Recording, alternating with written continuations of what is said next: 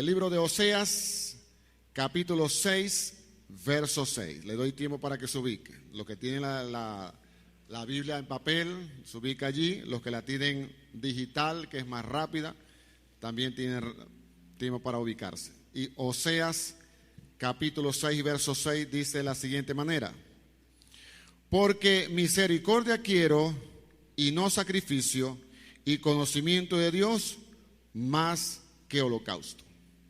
Oramos al Padre. Señor, te pedimos tu ayuda, la asistencia de tu Espíritu Santo para poder entender tu palabra. Señor, abre nuestros oídos para tener oídos para oír y ojos para ver lo que tú quieres mostrarnos hoy. Tú sabes la necesidad que tenemos.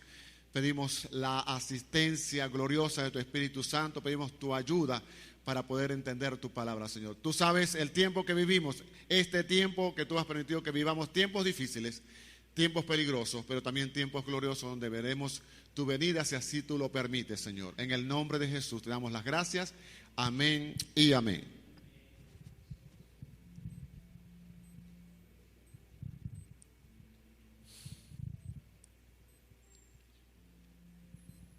Bien, escuchaba a alguien, a dos personas muy famosas, decir algo bien interesante. Decían que el Señor Jesús habló más del infierno habló más del dinero que del infierno.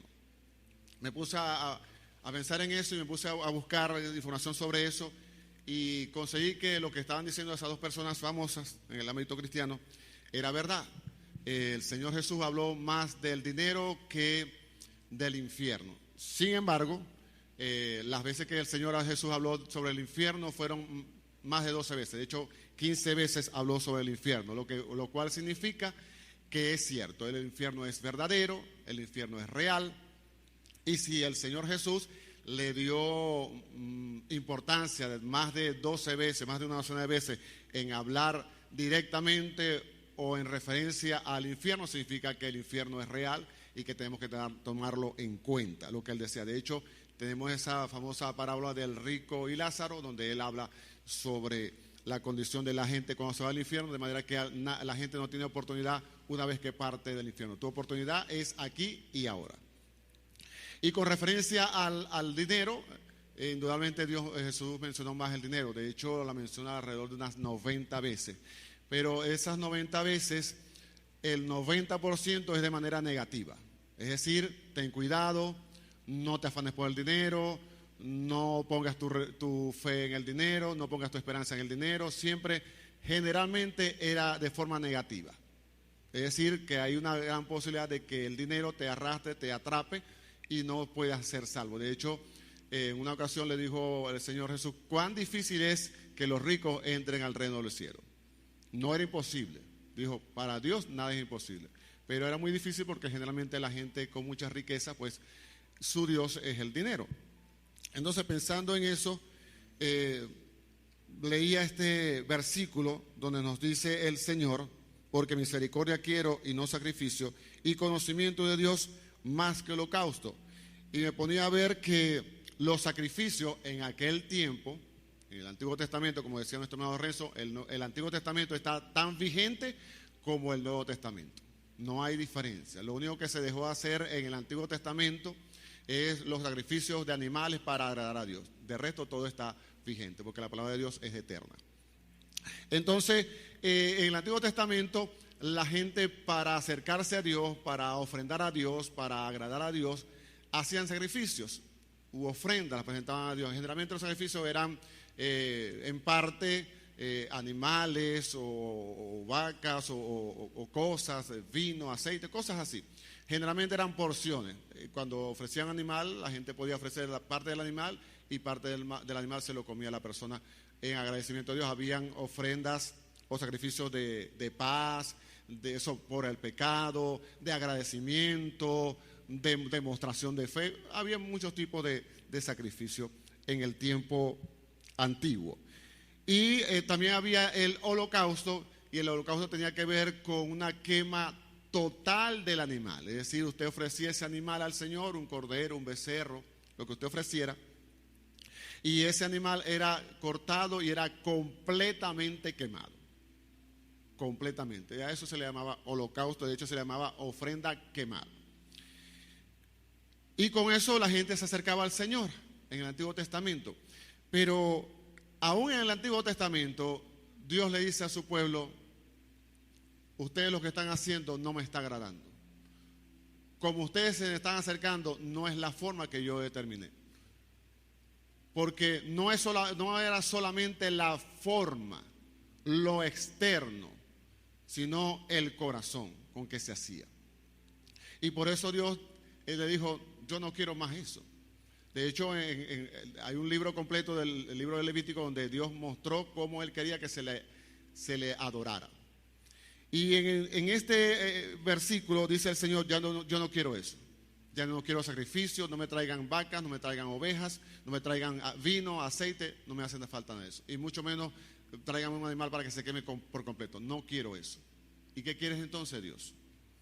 Y aquí dice la Escritura: porque misericordia quiero y no sacrificio.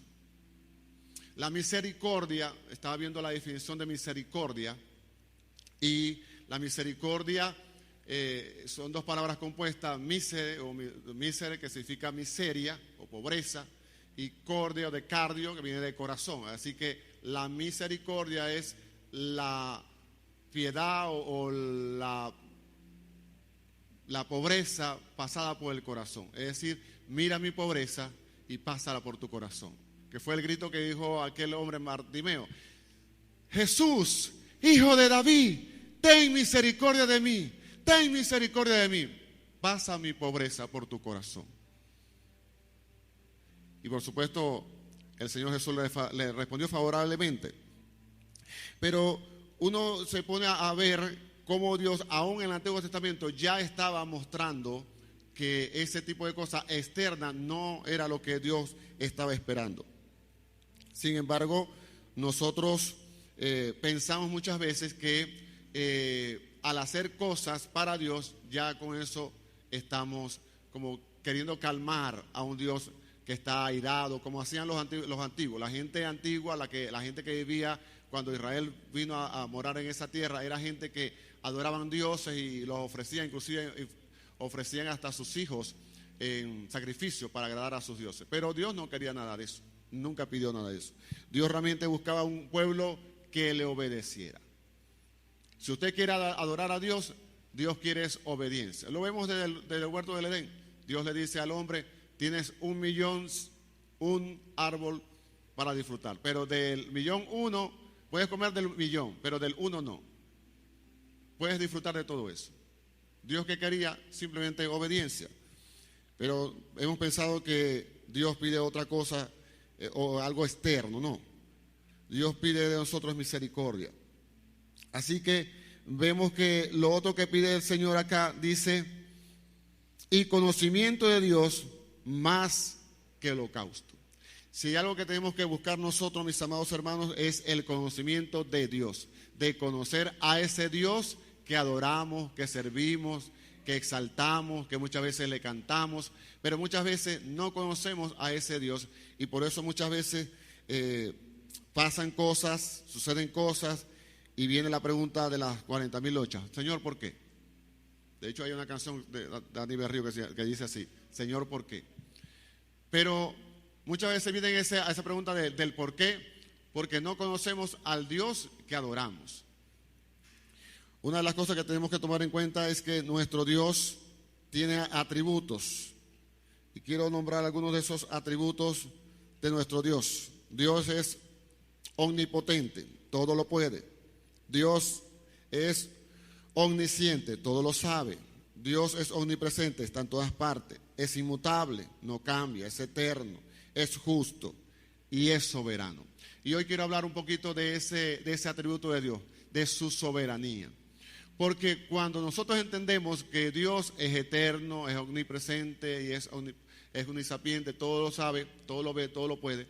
Pero cuando llegamos a la soberanía de Dios, esa parte, decía un predicador de hace muchos años, de muchos siglos atrás, que los hombres, y él lo decía hace 200 años atrás, los hombres van a permitir que Dios haga lo que sea.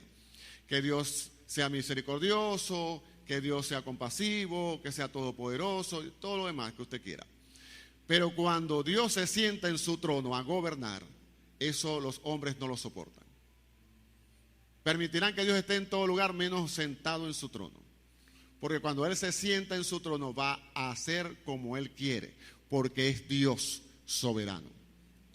Si usted ha leído la Escritura, en el libro de Esther, verá que esta mujer, después que es coronada y todo lo demás, hacen una ley para matar a los judíos y le dice Mardoqueo, su tío, mira, necesito que vayas a hablar con el rey para que intercedas por nosotros porque nos van a raspar a todos. Y ella le dice, mira, yo no puedo hacer eso. ¿Y por qué no?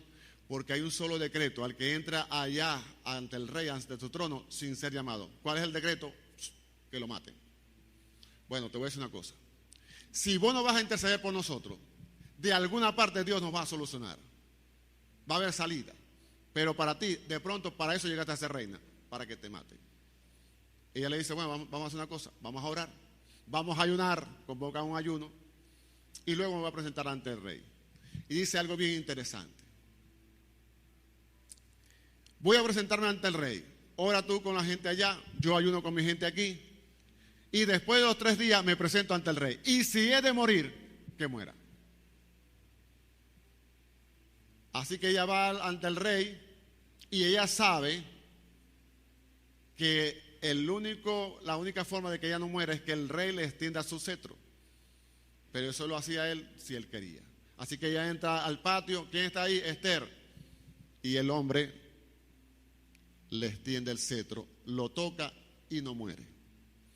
Claro, usted lo lee, usted ya ha leído el libro de Esther y usted dice, no, pero es que ella no murió. Sí, pero ella no sabía eso.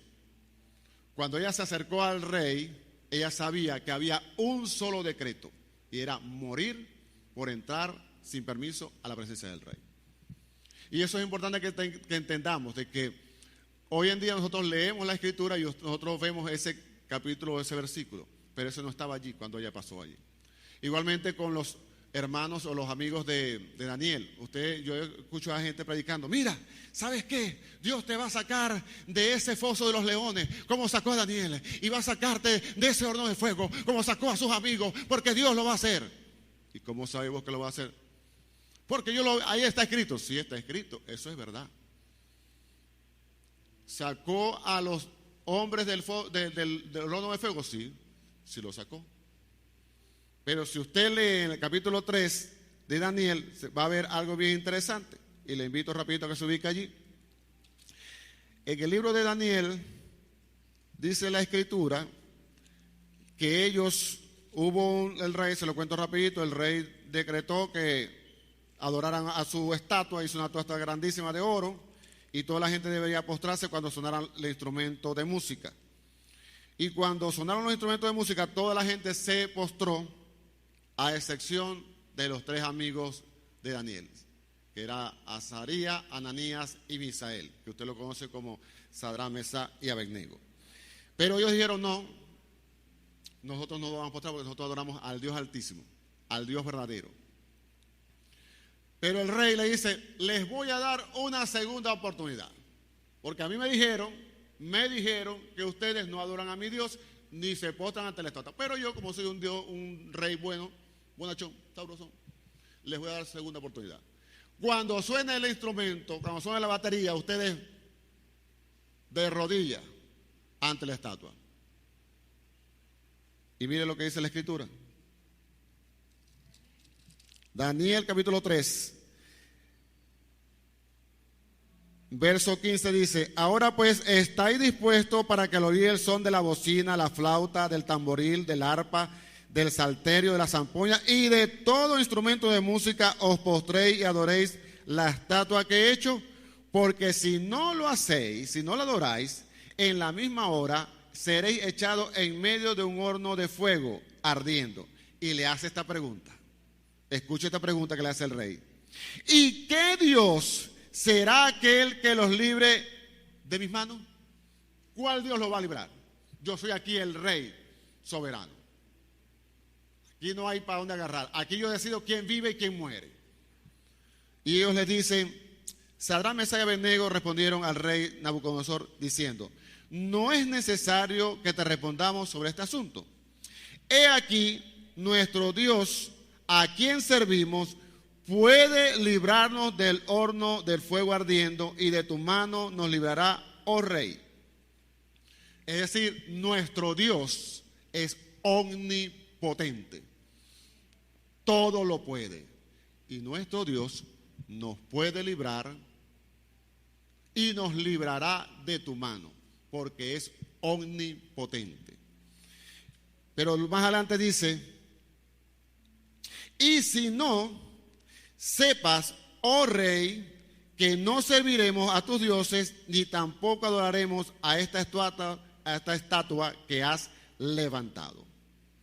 Tenemos a un Dios omnipotente, pero también tenemos a un Dios soberano. Lo que Él diga va a estar bien. Ellos no tenían el otro versículo que tenemos usted y yo. Ellos fueron dispuestos a ir al horno de fuego, y de hecho entraron al horno de fuego.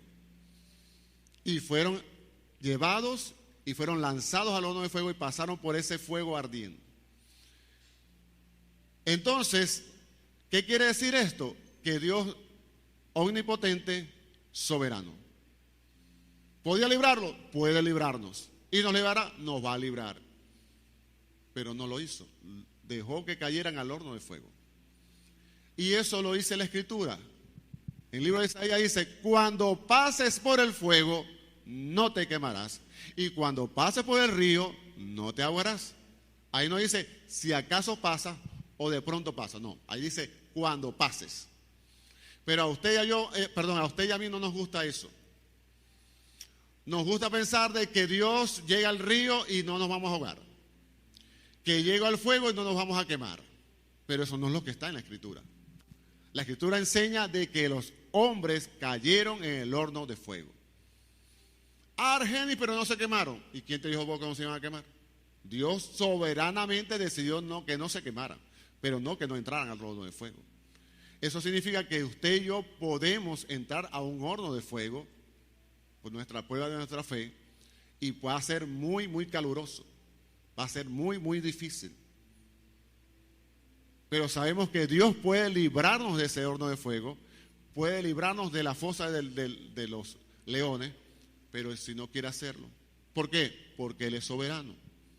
Usted no se ha fijado que hay gente que es sorda. ¿Por qué hay gente que es sorda? Porque Dios así lo quiso.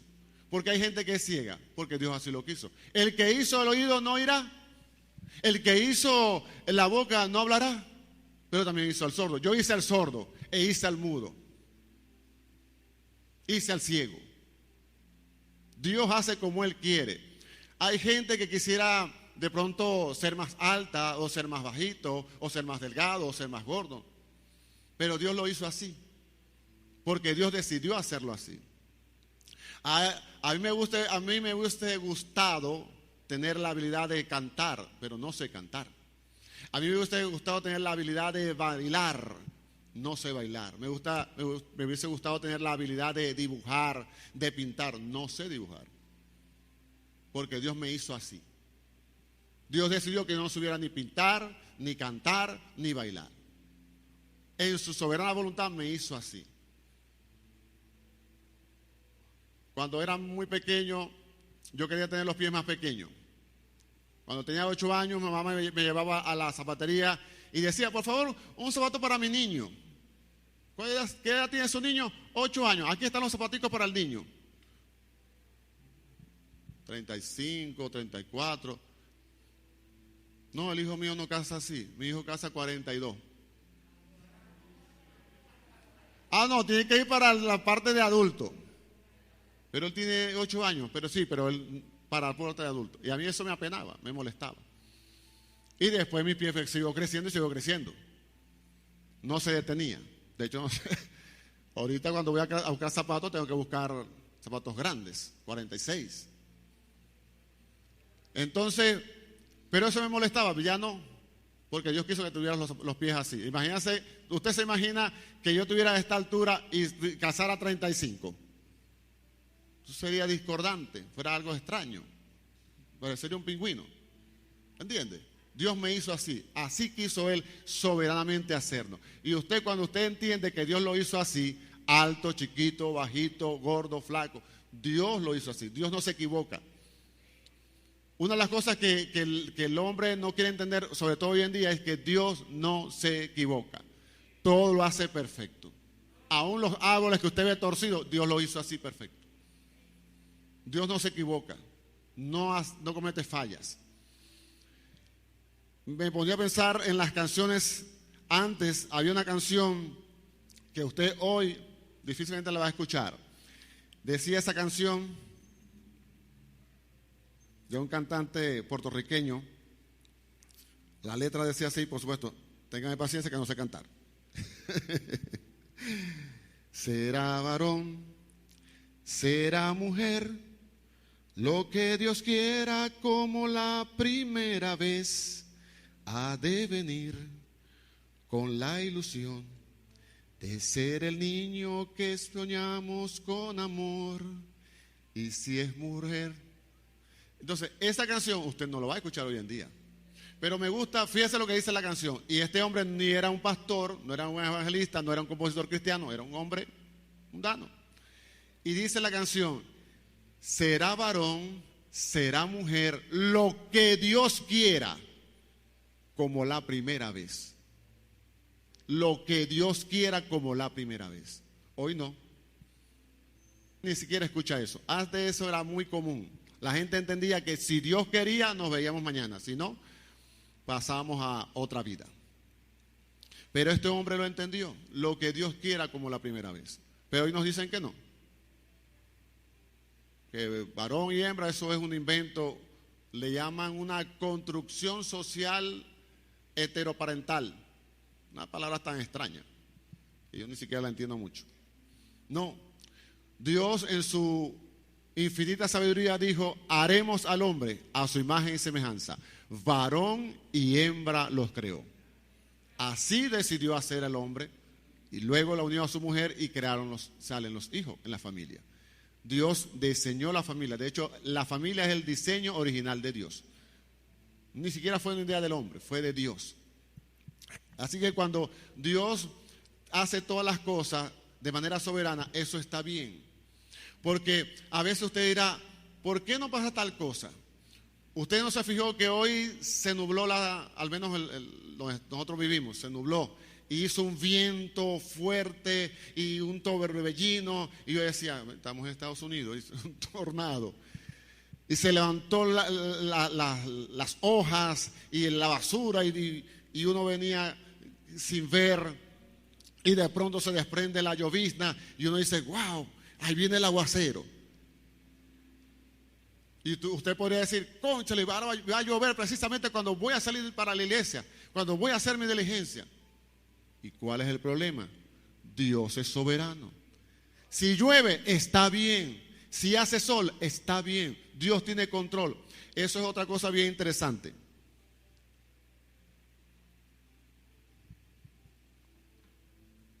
Escucho a la gente y sé que la gente que lo dice no lo hace de manera malintencionada, ni lo dice por decirlo, pero lo que quiero decir es que eso no es correcto. Cuando usted va a orar y dice: Señor, pasó tal cosa, Señor, toma control de esa situación, toma control de ese país, toma control de ese hombre, toma control de... Cuando usted hace eso, aunque usted no lo crea, está orando mal. ¿Por qué? Porque Dios nunca ha perdido el control. Nunca ha perdido el control, ni puede perder el control. No hay nada que se mueva en esta tierra que Dios no tenga absoluto control, porque es soberano. La soberanía de Dios tiene que ver que Dios controla todo, absolutamente todo. Todo átomo, toda bacteria, todo virus, toda situación, aún las adversas, aún las feas, aún las catástrofes. Dios tiene control sobre eso. No estoy diciendo que Dios la produce, estoy diciendo que tiene control de eso. Sabe qué va a suceder, cuándo va a suceder y por qué va a suceder, porque es soberano. Así que cuando usted dice, Señor, toma control de eso, Dios no ha perdido el control. En la pandemia de 2020, Dios no perdió el control de la pandemia. Dios sabía que venía la pandemia. Dios sabía que venía un virus y Dios sabía que mucha gente iba a morir. Dios no perdió el control. Cuando las iglesias se cerraron, Dios tampoco perdió el control. Ay, que las iglesias se cerraron, no se pueden reunir. Reúnete en tu casa, ora en tu casa. De hecho, para mí, el tiempo de pandemia fue un tiempo de mucho crecimiento espiritual, porque me dio la oportunidad de estar mucho más cerca del Señor, de orar, de leer y de buscar su presencia. Hubo gente que dijo, esta pandemia va a servir para dos cosas: para que la gente se afirme en el Señor o para que la gente se enfríe. Y eso sucedió con la pandemia. Mucha gente se enfrió, mucha gente se apartó, mucha gente se alejó, mucha gente se desconectó de la iglesia porque pensaba que la iglesia era el edificio de 4 paredes. Pero mucha gente se afirmó, mucha gente dijo, no, es tiempo de buscar al Señor, es tiempo de depender del Señor. Y mucha gente conoció más a ese Dios, como dice allí. Conocimiento de Dios más que holocausto. Y la pandemia sirvió para eso, para que la gente tuviera más conocimiento de Dios, más dependencia de Dios, más confiar en Dios. Porque usted no podía salir. Usted tenía dinero en su cuenta o billetes de dólares, que ese tipo apareció en los billetes en dólares, por cierto. Y usted no podía comprar porque, mira, no ya cerró. No ya cerró. Y usted ya cerró. Todas las tiendas están cerradas. Usted tenía dinero en su cartera y no podía comprar porque todo estaba cerrado. Aún así usted comía, usted bebía y usted dormía. ¿Por qué? Porque Dios estaba en control.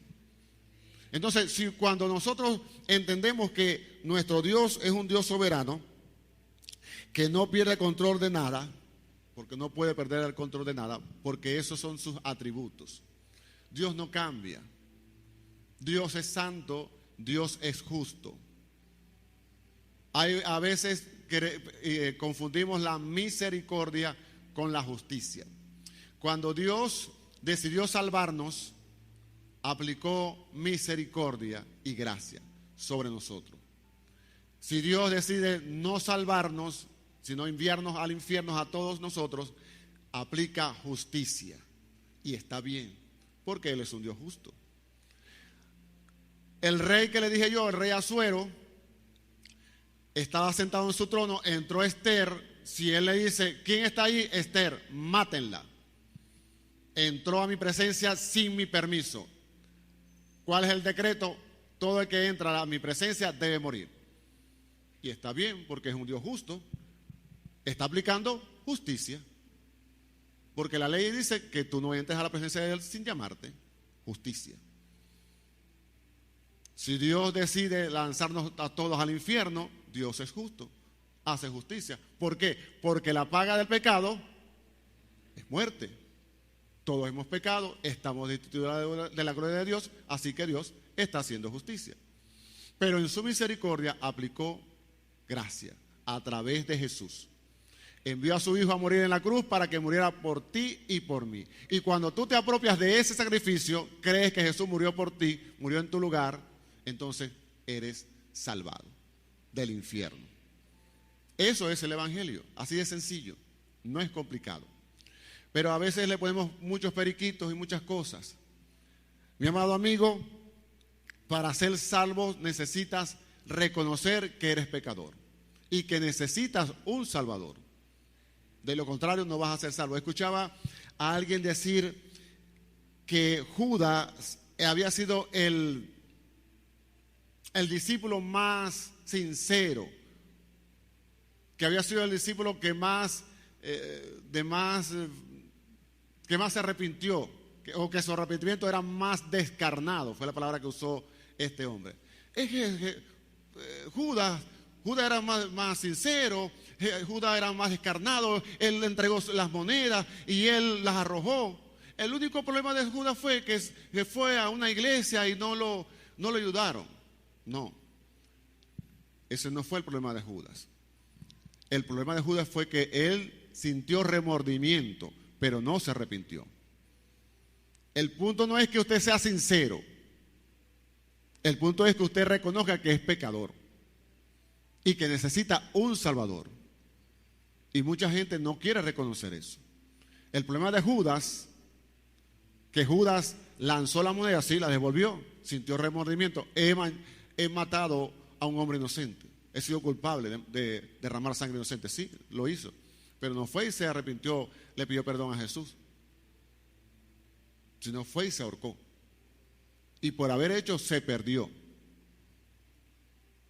Y lo digo así porque así dice la Escritura. Cuando el Señor Jesús lo mostró, dijo, aquí hay uno que me va a traicionar. Él lo dijo. En el libro de los Hechos aparece Pedro diciendo, a este que se perdió, que como estaba escrito, vendió al Señor Jesús, vamos a buscar un sustituto. Lo dijo Pedro, pero si usted no confía mucho en lo que dijo Pedro, o escucha al Señor Jesús cuando dijo en el libro de Juan, Señor, Padre, uno solo se me perdió, el hijo de perdición. Lo dijo Jesús. Judas se perdió. No porque Jesús no trató de salvarlo. No, él no quiso ser salvado. Porque no quiso tener oídos para oír. Tenía al maestro a su lado. Al maestro de maestros. Al Señor de señores. Y él no quiso escucharlo. De hecho, cuando lo entrega, le dice, amigo. No le dijo malandro, le dijo, amigo. Con un beso entregas al Hijo del Hombre. Amigo. Todavía tenía chance. ¿Entiende? Usted tiene chance mientras está vivo. Dice la Escritura, mejor es perro vivo que león muerto. Hermanos, sí, lo dice la Biblia. Búscalo en Eclesiastés, ahí está. Entonces, ¿hay oportunidad de ser salvo? Sí, si usted se arrepiente. ¿Todos pueden ser salvos? Sí, si se arrepienten. Lo que haya hecho, Dios lo limpia. La sangre de Cristo tiene poder para salvar y para perdonar todo pecado. Todo pecado. Pero es necesario que entendamos que nuestro Dios es soberano. Y cuando está esa soberanía de Dios obrando, Dios va a salvar, Dios va a perdonar y Dios va a obrar a favor de usted. Dice la Escritura en el libro de Miqueas, ahora sí, le ubico que se ubique en el libro de Miqueas, capítulo 6, verso 6. Dice el libro de Miqueas, y de hecho fíjese que el título dice así, los que tienen por supuesto la Biblia Reina Valera 60 en papel. Lo que pide Jehová, ¿con qué me presentaré ante Jehová y adoraré al Dios Altísimo?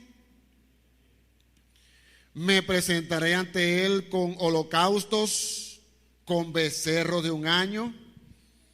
¿Se agradará Jehová de millares de carneros o de 10,000 arroyos de aceite? ¿Está viendo? Esta gente está preguntando, eso era lo que presentaba la gente allá. Y aquí está, claro, esto es una hipérbole, está exagerando. 10,000 arroyos de aceite. Daré mi primogénito por mi rebelión, el fruto de mis entrañas por el pecado de mi alma. ¿Qué voy a ofrecerle al Señor? Y aquí está la respuesta. Oh hombre, Él te ha declarado lo que es bueno y lo que pide Jehová de ti, solamente hacer justicia y amar misericordia y humillarte ante Dios. Eso es todo. Eso es todo lo que pide el Señor. Sencillamente, obediencia. Eso es todo lo que nos pide el Señor. Pero es lo más difícil para el ser humano. Porque yo hago como yo quiero. Yo me mando solo. Yo soy así. Yo soy así, yo nací así y así vivo. Pero la Escritura dice en la segunda carta de los Corintios 5:17, de manera que si usted es así, usted nació así, a usted lo formaron así, lo golpearon, lo maltrataron y usted está así. Pero cuando usted viene a Jesús, dice la Escritura, el que está en Cristo, nueva criatura es. Las cosas viejas pasaron, he aquí todas son hechas nuevas. No una, no dos, no tres, no cinco. Todas. Incluyendo las malas mañas que usted y yo tenemos o que trajimos al evangelio. Porque la escritura es clara. El que robaba, no robe más. Hermano, tú sabes que yo soy un ladrón, tú sabes que yo me meto la... ¿Tú sabes? No, que eras ladrón, ahora no. Allá dice en la primera carta de Corintios, capítulo 6, ni los adúlteros, ni los fornicarios, ni los afeminados, ni los que se echan con varones, ni ninguno entrará al reino de Dios. Y después dice, y estos eran algunos de ustedes. No dice son, eran. Es decir, Dios transformó toda esa gente. En la iglesia de Corintios había gente que andaba en esas mañas, en esas actitudes, en esa forma de actuar, pero ya no. Eran nuevas criaturas. Y eso es lo que pide Dios de nosotros. Que andemos en vida nueva. Estamos llamados, mis amados amigos y hermanos, a andar en vida nueva. A los amigos les digo que necesitan a Jesús. Necesitan arrepentirse del pecado en el cual han vivido y reconocerlo como Señor y Salvador de su vida. De pronto usted me dirá, me vas a disculpar, Argeni, pero yo a nadie he matado, a nadie he asaltado, con nadie me he acostado, vivo con mi esposa, con mis hijos. Perfecto, te felicito. Si vives una vida de esa manera, te felicito por no andar en drogas, en prostitución, en todo lo que yo llamo pecados ruidosos, los que hacen bulla. Pero ¿qué tal con la mentira? ¿Qué tal con el chisme? Eso no hace ruido, pero también es pecado. ¿Qué tal con la gritería? ¿Qué tal con la ira? ¿Me entiendes? De pronto tú no has andado en nada de eso, gloria a Dios. Pero si no te has arrepentido, si no le has pedido perdón al Señor, si no te has vuelto a Él, estás en pecado. De hecho, la Escritura nos dice que todos hemos pecado. Pedro, cuando dio uno de sus discursos, le dice a ellos, ustedes mataron al justo, al autor de la vida. ¿Qué hacemos, Pedro? Arrepiéntanse y conviértanse y vuélvanse al Señor. La gente que estaba allí escuchando el discurso no mataron al Señor Jesús. Fueron los fariseos, fueron los de la gente de Pilato y fue el mismo Poncio Pilato. Pero él les dijo, ustedes mataron al justo. ¿Y sabes qué? Yo también maté al Señor Jesús con mis pecados. Pero cuando usted no entiende eso, ni yo entiendo eso, no lo hacemos personal. Matamos al Señor con nuestro pecado. Él fue clavado y molido, dice, molido por nuestros pecados. No fueron solamente los palos que le dieron ellos los golpes, molido por nuestros pecados. El castigo de nuestra paz fue sobre él. Eso es lo que dice la Escritura. Jesús vino a morir por mí, para lavar mis pecados, para perdonarme, para perdonar mi maldad. Quizás a usted no le guste esto, pero hablo de mí. Yo soy un hombre malvado que necesita un gran Salvador. Y doy gracias por ello, porque Él vio mi maldad, vio mi pecado y decidió salvarme por gracia. No tengo nada de qué jactarme. Soy tan pecador como usted. Pero un día le dije, Señor, sí, soy pecador. He hecho lo malo. He pecado contra el cielo y contra ti. Señor, ten misericordia de mí. Y Jesús me perdonó. Y por la misericordia de hoy tengo tiempo en la iglesia. Pero es por su misericordia. No es por la habilidad que uno tenga. No es por la capacidad. No es porque tenga mucho conocimiento. Dios puede usarlo a usted que está ahí en la silla. Y Dios lo va a usar a usted allí. A veces escucho gente que dice, hermano, voy a llamarlo para que ore por mí.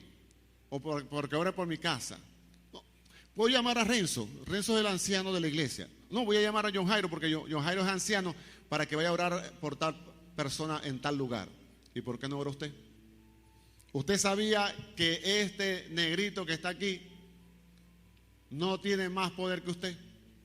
que el anciano Renzo y que el anciano John Jairo no tienen más poder que usted para orar por alguien allá.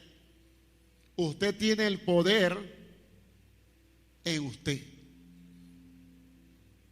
porque usted es un hijo de Dios. Si usted es un hijo de Dios o una hija de Dios, usted puede orar para que el demonio se vaya, para que la enfermedad se vaya, para que lo perturba se vaya.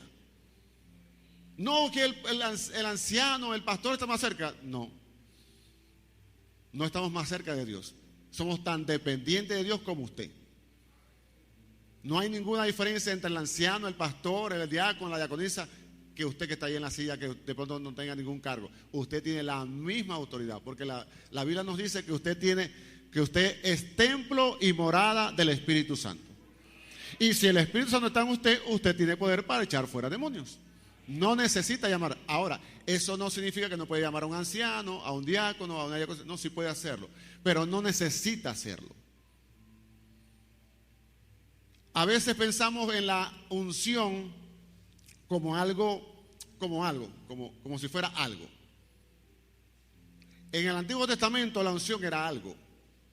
Generalmente era aceite. Los sacerdotes, profetas y reyes eran ungidos con aceite. Le vaciaban, según los entendidos, le vaciaban una cantidad grande de aceite, alrededor de entre medio y 1 litro de aceite. Por eso ustedes leen el Salmo 133 que dice: y descendía el aceite sobre la barba, la barba de Aarón, hasta el borde de su vestidura. Era bañado la persona y estaba ungida. Entonces donde caminaba estaba el aceite de la unción. Y era una cosa. La unción en el Antiguo Testamento era una cosa que representaba a una persona.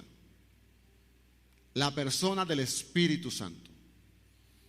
Lo aprendimos la semana pasada, nos hablaba nuestro hermano Efraín, donde el Espíritu Santo se manifestaba en hombres, en mujeres, y esos hombres y mujeres capacitados a través del Espíritu Santo, Dios lo usó para hacer muchas cosas.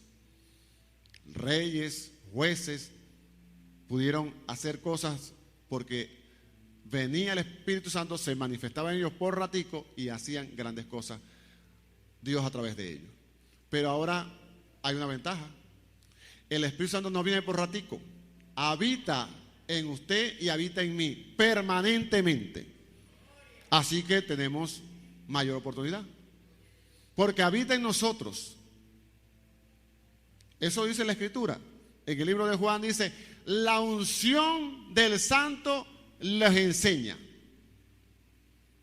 Si fuera una cosa, como una cosa te va a enseñar. No te puede enseñar una cosa. Es el Espíritu Santo enseñándose. De hecho, el mismo Jesús dijo: Él los guiará a toda la verdad.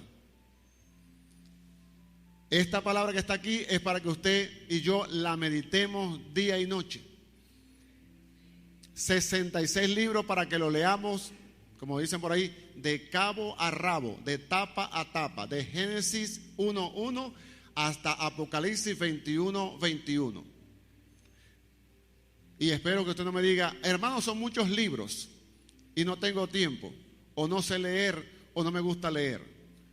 Porque para tener conocimiento de Dios, como dice allí en el libro de Oseas, usted tiene que leer esta escritura todos los días.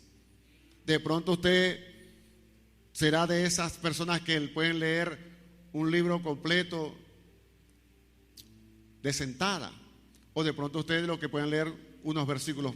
No importa, pero usted tiene que ponerse como meta leer toda la escritura, porque toda esta escritura ha sido inspirada para instruir en justicia, a fin de que el hombre de Dios, y por supuesto también la mujer de Dios, sea enteramente preparado para toda buena obra.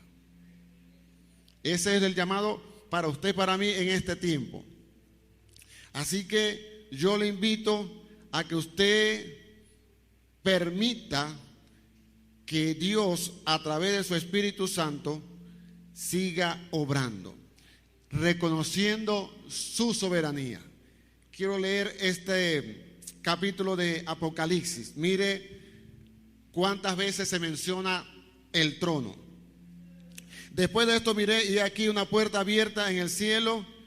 La primera voz que oí como de trompeta hablando conmigo dijo: sube acá y yo te mostraré las cosas que sucederán después de estas. Y al instante estaba yo en el espíritu y he aquí un trono establecido en el cielo y en el trono uno sentado. Luego dice el versículo 4: y alrededor del trono había 24 tronos y 24 ancianos. Luego dice: y del trono salían relámpagos y truenos y voces. Luego dice: y delante del trono había uno como un mar de vidrio. Luego dice más adelante: y los 4 seres vivientes tenían cada uno 6 alas alrededor y por dentro estaban llenos de ojos y no cesaban de día y de noche de decir: santo, santo es el Señor Dios Todopoderoso, el que era, el que es y que ha de venir. Y siempre que aquellos seres vivientes daban gloria y honra y acción de gracia al que está sentado en el trono y al que vive por los siglos de los siglos. Luego dice: los 24 ancianos se postran delante del que está sentado en el trono y adoran al que vive por los siglos de los siglos y echan sus coronas delante del trono diciendo: Señor, digno eres de recibir la gloria y la honra y el poder, porque tú creaste todas las cosas y por tu voluntad existen y fueron creadas. Ese es el Dios al cual usted y yo servimos, el Dios soberano, sentado en su trono, gobierna, hace como Él quiere, cuando Él quiere y como Él quiere. Y para usted y para mí eso debe ser de gran regocijo. Tenemos a un Dios que no tiene ningún tipo de limitaciones. Tenemos un Dios que está en todas partes. Tenemos un Dios que no cambia. Tenemos un Dios que es eterno. Tenemos un Dios que es justo, pero sobre todo soberano. Sobre todo soberano. Y para usted y para mí eso debe ser de regocijo.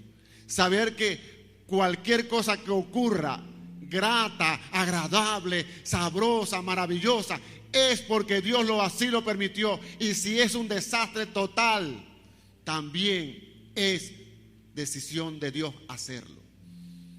Decía la Escritura en aquella parábola, cuando aquel hombre contrató a aquellos hombres para trabajar, les dice: les voy a pagar un denario por el trabajo que van a hacer. Y este hombre viene gente a las 6 de la mañana, a las 9 de la mañana, a las 12, hasta las 5 de la tarde. A las 5 de la tarde, ¿ustedes por qué no están trabajando? No dan trabajo. Mi alma, ya yo tengo trabajo. Vayan para allá que yo les pago. Y fueron para allá. Y cuando llega en la noche, a las 7 de la noche, mira, a pagarle a la gente allá. Y dice que llegó desde el último hasta el primero. Y el último, que trabajó una horita, que no aguantó el solazo que está haciendo aquí, por cierto, así como de Maracaibo, un solazo que parte piedra. Ayer estaba la sensación térmica a 41. Me senté en un lugar a reposar porque había llegado de la casa a descansar, de comprar algunas cosas. Me senté a reposar para refrescarme y estaba sudando más. Así que esa gente había sudado mucho, pero esta gente una horita, sudaron una horita y un denario. ¿Ven? Al que llegó a las 3, un denario. Al que llegó a las 12, un denario. El que llegó a las 9, un denario. Los que llegaron a las 6 dijeron: no, chicos, que estamos sobrados. Ahorita el jefe nos lanza a nosotros un montón de monedas. Llegan los últimos, perdón, los primeros. Aquí tenéis un denario. Pichirre, chico, agarrado a la gente. Puede ser, chicos, aguantamos el solazo ese. Y nos viene a dar un denario. Un agarrado, chico, un avaro. Ey, ven acá.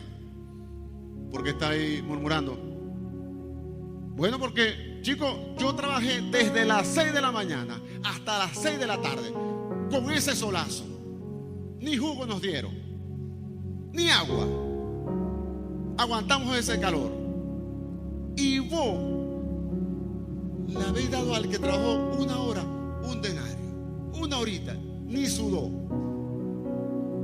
Ya va. ¿Cuántos convenimos nosotros en pagar? No, ¿cuántos convenimos? No.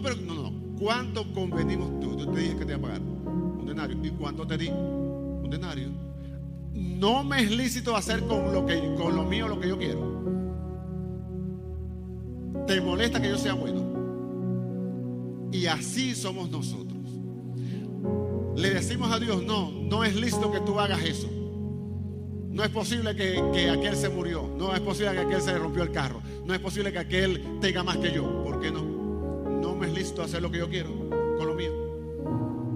¿Qué importa si Bill Gates tiene millones? ¿Qué importa si los que están allá y no conocen al Señor tienen millones y tienen carros? ¿Qué importa? Usted ore por ellos. Porque como decía un amigo mío, son tan pobres, tan pobres, tan pobres que lo único que tienen es dinero. Hoy veía a unos jóvenes por mi casa amaneciendo y decía, Señor, ten misericordia de ellos, porque ellos buscan en el alcohol y en el baile alegría para disfrutar una vida que no tienen. Ellos creen que eso es disfrutar la vida y no saben. Ten misericordia de ellos. Mucha gente busca en muchas cosas cómo divertirse, cómo disfrutar la vida que no tienen. Y hago la acotación que una vida que no tienen, porque la Biblia establece: el que no tiene al Hijo de Dios no tiene la vida. ¿Cómo disfrutas algo que no tienes? Pero hoy tienes la oportunidad de disfrutar de Jesús. Si tú estás aquí y nunca has recibido a Jesús, hoy es tu oportunidad. Si ves este video, tienes la oportunidad de venir a Jesús. Padre, en esta hora tu palabra ha sido expuesta. Tú eres un Dios soberano. Tú haces como tú quieres. Haces cuando tú quieres y haces con el que tú quieres. Nosotros somos tus siervos. Nosotros nos sometemos a tu voluntad que es buena, agradable y perfecta. Muchas veces no la entendemos. Muchas veces sentimos angustia y dolor. Muchas veces sentimos que nos has abandonado, Dios, pero no es verdad. Son nuestros sentimientos que nos quieren engañar, pero es mentira. Tú prometiste, no te dejaré ni te desampararé. Por eso, Señor, te pido a los que están aquí, a los amigos que están acá, Señor, que les des la oportunidad de venir a tus pies. Señor, que puedan someter su voluntad a la tuya,